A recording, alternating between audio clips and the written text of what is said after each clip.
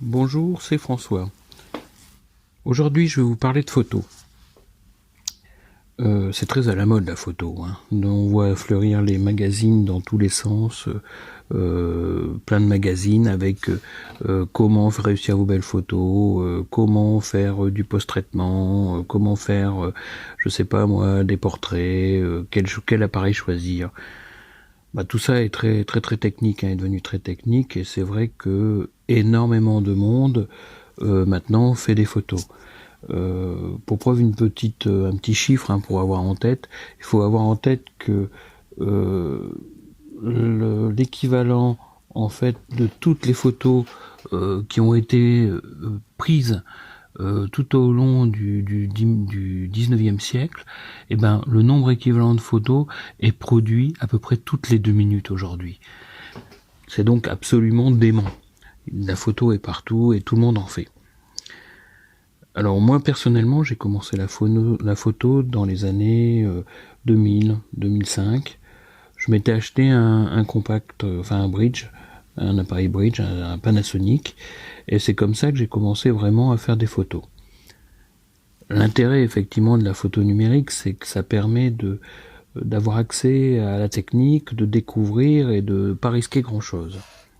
Mais le revers de la médaille est que la production photographique devient énorme. Là, je vous le dis, si on reprend l'exemple que je vous ai donné juste avant, toutes les photos du 19e siècle, le nombre, c'est une production de 2 minutes. C'est absolument fou. Alors dans ce contexte-là, depuis maintenant à peu près 5 ou 6 ans, je me suis remis à faire de la photo argentique. Alors pourquoi j'ai fait ça ? Je trouvais d'abord amusant, séduisant le fait de pouvoir prendre une photo avec un appareil qui a mon âge, aussi vieux que moi. Moi aujourd'hui j'ai presque 50 ans, et donc on peut trouver facilement des appareils photo qui ont 50, 60, 70 ans, voire même presque 100 ans, et continuer à les faire vivre. D'une part, c'est la première motivation que j'avais. Une autre motivation, c'est que quand on fait des photos en argentique avec une pellicule, on ne découvre pas l'image tout de suite. Donc ça veut dire que quand on prend la photo, quand on regarde le dos de l'écran, enfin le dos de l'appareil après avoir pris la photo, on voit rien, on ne voit pas, il n'y a pas d'écran, et donc ça veut dire que la photo, il faut la penser. Et donc on réfléchit mieux, on réfléchit plus à prendre, à déclencher avec un appareil argentique qu'avec un appareil numérique.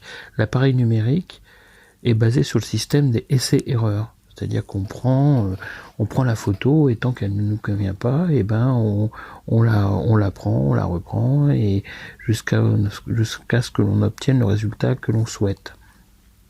En photo argentique, on ne sait pas.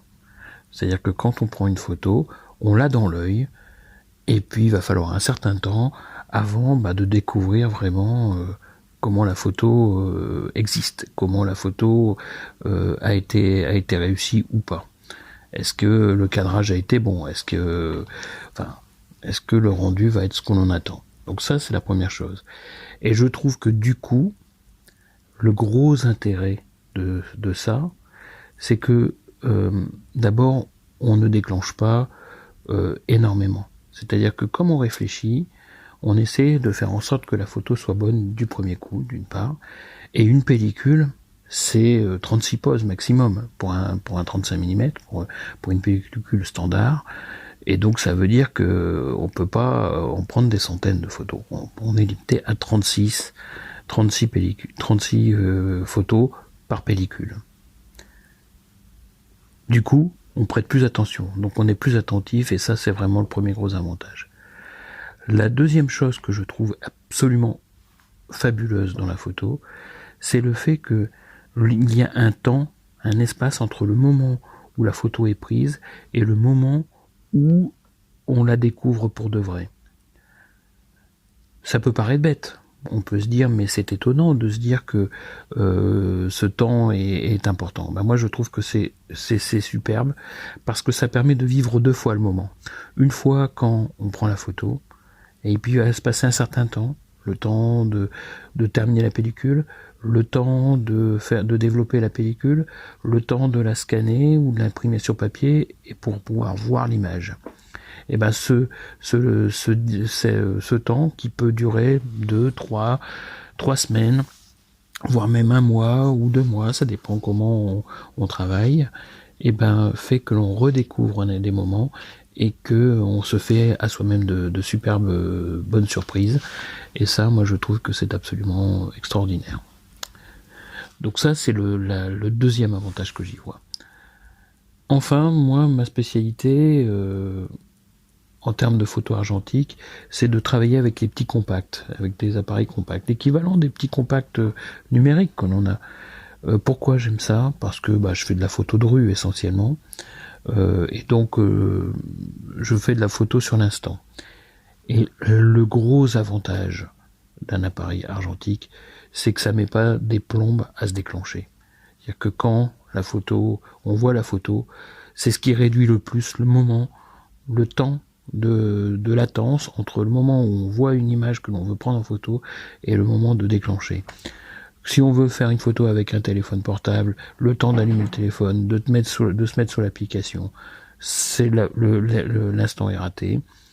Et je pense que même en numérique, à moins d'avoir un appareil de très très haute volée, et que même si les progrès techniques sont énormes, et ont été énormes au cours de ces dernières années, je pense aussi que finalement le laps de temps est plus long. Et entre le moment où on déclenche et le moment où on a le résultat, et il y a un laps de temps énorme qui se passe. Voilà, donc ça pour moi c'est un gros avantage. Et puis pour finir, la qualité des images. Le rendu sur une pellicule est différent de ce que l'on a en numérique. Le numérique c'est trop propre pour moi.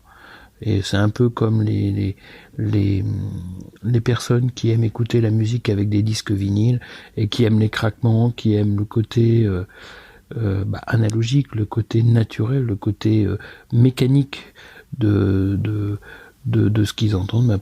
Je trouve qu'en photo, l'argentique a exactement la même chose, c'est-à-dire qu'il y a un grain, il y a une imperfection de l'image qui la rend intéressante et qui la rend esthétique de mon point de vue.